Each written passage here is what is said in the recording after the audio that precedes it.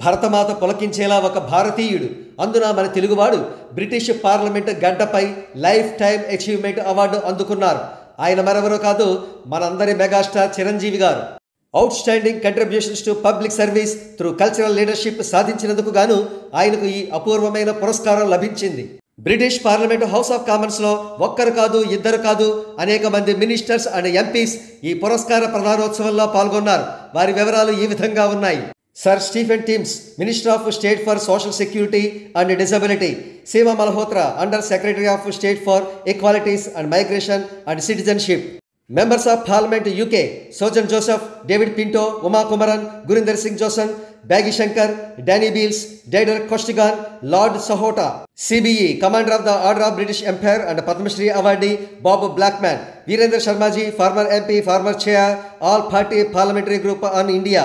Win Owen, UK Deputy High Commissioner, Telugu States.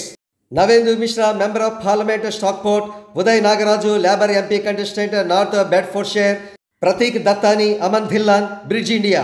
కాగా చిరంజీవి గారికి లభించిన ఈ అద్భుత గౌరవం పట్ల ఆయనకు సర్వత్రా ప్రశంసలు వస్తున్నాయి.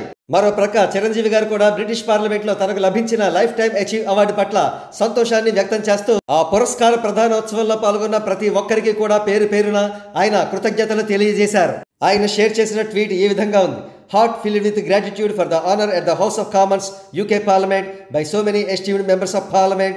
Ministers and under secretaries, diplomats humbled by their kind words, heartened by the Lifetime Achievement Award by Team Bridge India. Words are not enough, but a heartfelt thank you to each one of my wonderful loving fans, blood brothers, blood sisters, my film family, well-wishers, friends, and all my family members, and everyone who in every which way contributed to my journey and participated in the humanitarian causes I have been championing. This honor motivates me to continue my work with great vigor and love to each one of you for your beautiful congratulatory messages.